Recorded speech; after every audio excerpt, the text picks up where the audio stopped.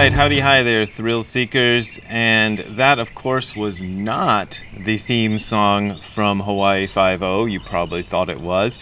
It was actually the guitar solo from a song called Aloha Steve and Dano, which is about Hawaii Five-0, the TV show, the old TV show, and it's by an Australian band called Radio Birdman. And I found the Radio Birdman album in the basement of a punk rock house once when a bunch of people had moved out kind of all at once. I found this records people had left behind, and one was Radio Birdman, and I thought this is the most ridiculous sounding name of a band in the world, so I put it on thinking I was just going to laugh at it, and actually it became one of my favorite albums. And that song is on the album. It's called Aloha Steve and Dano. Go look it up on YouTube. Okay, so today what I thought I would do is review a record, not the album by Radio Birdman, but this one is by Timothy Leary, Ralph Metzner, and Richard Alpert, all PhDs. And this originally came out in 1964, and this is, of course, a reissue, a Record Store Day reissue. Oh, I'm sorry, it's 1966, not 64. And this was a Record Store Day reissue that I found when I was up in Temecula, California, a couple of days ago. And check it out, it's on psychedelic splatter-colored vinyl. Ooh, isn't that cool? I always love these colored vinyl things. When I was a child, I had some colored vinyl records, and ever since then I've just been in love with anything that's on colored vinyl. But anyway, the album itself is kind of relevant to what I talk about, so that's what I thought I'd review it. And by the way, just in case you want to get carried away with this, I've got two other Timothy Leary albums in my collection, so I might do those as well, but for today I'm going to do the first one. And this first one, this is back in the 60s, and if you kids these days don't remember, there was a kind of a thing back then. It persisted up until maybe even the early 80s a little bit, but definitely during the 70s it was still a thing, of celebrity records. Like anybody who was a celebrity, like Telly Savalas, Kojak would do a record, or Carol O'Connor from, what's that show, All in the Family, they'd do a record. All these celebrities would do records, and they were often tied in with something else, and this one happens to be tied in with the book The Psychedelic Experience. It has the same title, Psychedelic Experience, right? And this is, as you can see, a manual based on the Tibetan Book of the Dead, and I actually happen to have an original edition. This is still available. I don't know if they've retitled it. Maybe it's still the same title, but it's now available as a paperback, and it doesn't look as nice. This is kind of presented as if it's like a textbook that you might get for a university class, because the people who wrote it are all university professors. And it's basically about how to have, I guess you were supposed to put this album on while you were tripping on acid. And the album was supposed to help you have a more spiritual sort of acid trip. So that's what I want to talk about the whole meditation and LSD thing, which I talk about a lot, and then people get mad at me, and so go ahead and get mad at me if you want. This, one of the neat things about this reissue is it comes with the original insert. So there's like a 4-page insert, which I read yesterday, so I would know what's in here. So in the insert is where they kind of lay out their philosophy and why, well, I'll just read you some of it. I think that should explain it. I'm skipping the first couple of paragraphs, and then here's like paragraph 4. The possibility of voyaging into inner space, of leaving the tiny area of symbolic learned consciousness and exploring extra-symbolic realms where new patterns of neurological energy are to be encountered. This possibility has been known to men for thousands of years. In the great civilizations of Babylonia, China, India, Tibet, Egypt, the central concern of philosophy and mental science was to escape from the neurological speck we call mind and to make contact with other areas of the brain. Complex and exhausting methods of altering consciousness were developed, and the bulk of the religious, psychological, and poetic literature of these classic civilizations centered around the internal voyage, consciousness expansion. And then they say, today, psychedelic drugs such as LSD make it possible for anyone to propel himself out of his mind into unknown, uncharted neurological regions. The yogas and spiritual exercises of the past are no longer needed to escape from the gravitational inertia of the symbolic mind. Exit is guaranteed. So LSD is way better than meditation. I think that's a fair summation of that comment. And let's see what else it says here. It says, Zen Buddhism is a theory and method for the psychedelic experience. Didn't know that. The going out of your mind is called satori. The method is meditation, and the mind-defeating technique is the koan. Okay, that's what he says. Tantric Buddhism is a theory and method for the psychedelic experience. Going out of your mind is called by various names, nirvana, illumination, etc. The method is to decipher and control the chemical languages within your body by a variety of methods described below. Okay, well, we'll look at Hinduism presents an enormous range of psychedelic methods and models. The going out of your mind is called samadhi. The methods include 5 forms of yoga and hundreds of techniques for severing attachment to external events. Islamic Sufism has developed effective psychedelic methods based on rhythm and a theory of vibrations. And if you listened to my podcast, one of the ones I put up last week was me talking to a Sufi master in Germany, I wasn't talking in German. He speaks German. I don't speak German. Anyway, he was an Iranian person who lived in Germany for a very long time, and he's a Sufi master. And we talked about these, but we didn't talk in terms of psychedelic methods, but the idea of the rhythm and the theory of vibrations we did talk about a little bit. Chinese Taoism, he goes on and on.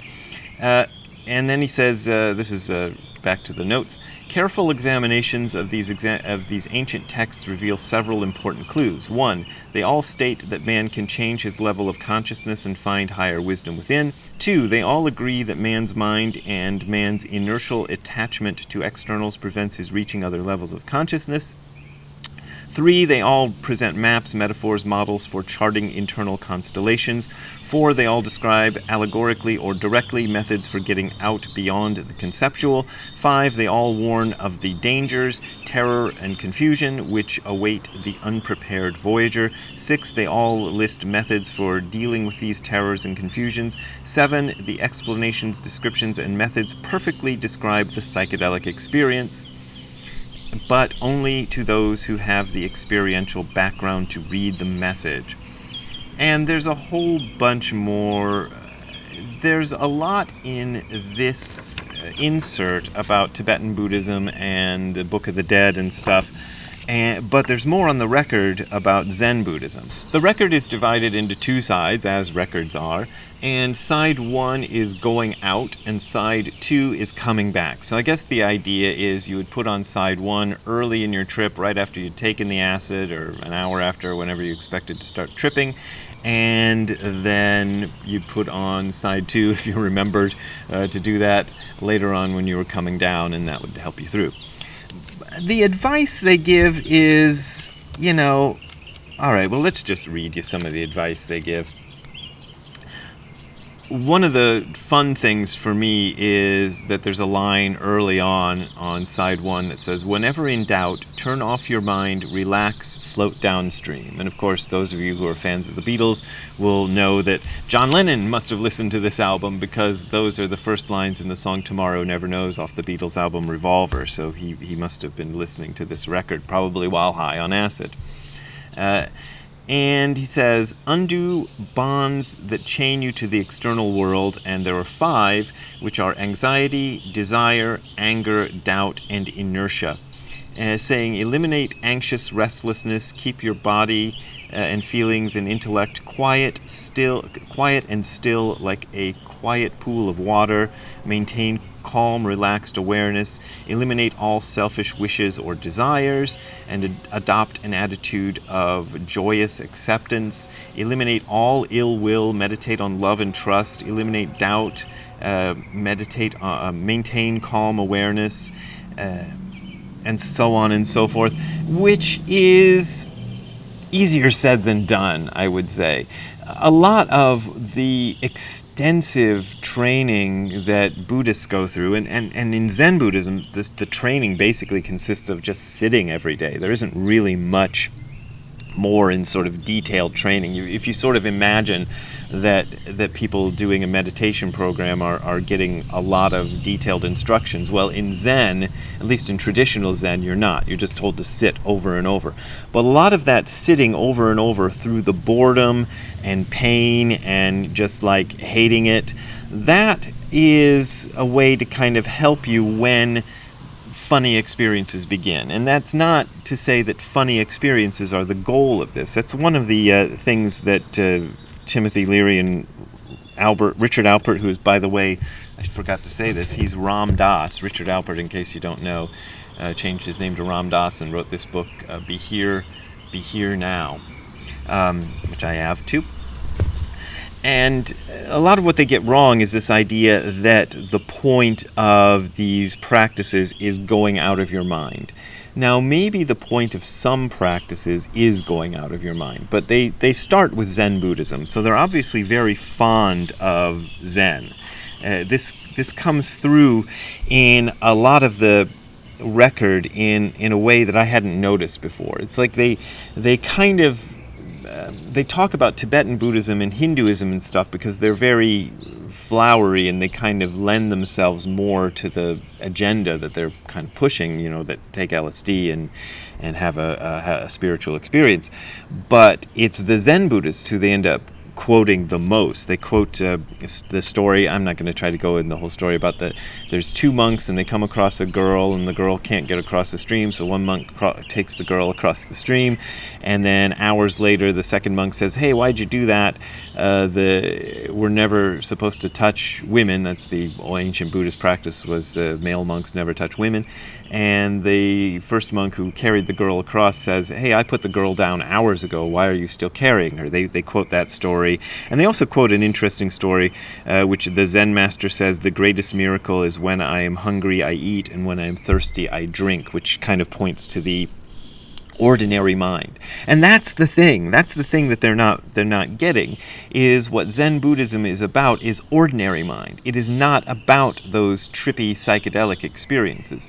The trippy psychedelic experiences can happen as part of what you go through during Zen practice, but they're not the goal, and you're always told to ignore that stuff and get back to the real world, because the real world is, as Dogen calls it, the great miracle. So I talked about this a bunch of videos ago, where it's one of my favorite passages in Dogen, where he talks about the great miracle. And he's talking about miracles like the Buddhist miracles are a Buddha flies up into the air and shoots, water out of his top of his head and fire out of his butt or something like that. And there's a few other miracle stories. And Dogen points out that those miracles, while impressive, can only take place within the great miracle. And this is the great miracle. This you're living through right now, watching this video on YouTube or whatever, you're watching it on Instagram or whatever. This is the great miracle. And these psychedelic experiences, special experiences, altered states of mind, higher consciousness, what have you, only take place within this great miracle. So that's why Buddhism is always trying to point you at this great miracle and not at the special states that are available through drugs and through, other sophisticated forms of meditation that try to expose you to that. And that's kind of the thing they're missing out on. And as far as being advice for what to do when you're on acid, I mean, I suppose I didn't have this album to listen to. It was around when I took acid. By the way, I've taken LSD, so there's always somebody who comments like, "You've never tried LSD. You should." Yeah, I've tried it. Yeah, but when I was doing acid, I didn't have this album, even though it was around by then. But actually, it was there was no reissue available, so it would have been probably an expensive rarity back in those days, which it is now if you can find an original copy. But so I didn't have that, but I'm not sure how useful this would have been, because it says, eliminate anxious restlessness. Okay, thanks. It's like telling a person who's angry, like, don't be angry. What that doesn't help. It's once you're in the midst of this, you actually need some training before you have the experience if you want to make any use of advice like that. So I don't know how incredibly useful it would be.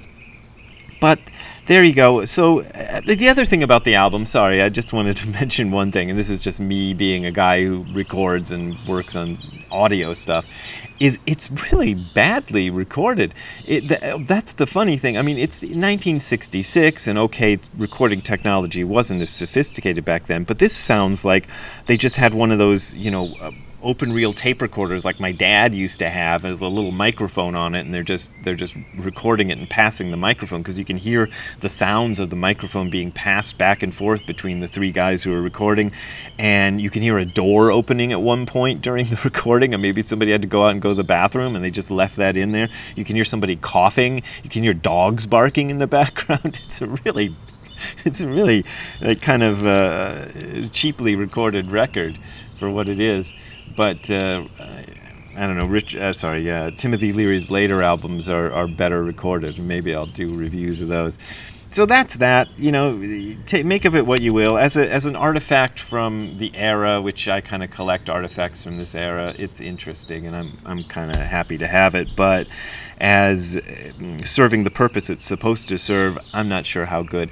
But it is interesting that it's out again.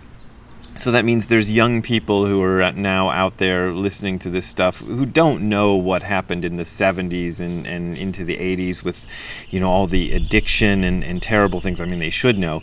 But how that 60s generation of let's take drugs and, have this great spiritual experience ended up kind of crashing spectacularly and resulting in a lot of really bad stuff. And I guess people forget about that nowadays, but there you go. Anyway, that's my review of the Timothy Leary album. I hope you enjoyed it. If you want to contribute to me buying more Timothy Leary albums, I think there are actually more. I have 3 of them, and I think there are more, but mostly your money will go to paying for house stuff and dog food and stuff. Anyway, you can go to the URL you're seeing below, which is hardcorezen.info/donate. That is hardcorezen.info/donate. There you will find links to my PayPal and Patreon accounts. Those are my main and usually only ways of making a living, and I appreciate your support. But as always, this is offered for free, so you don't gotta donate if you don't want to donate. We will see you next time. Have a good time all the time. Bye.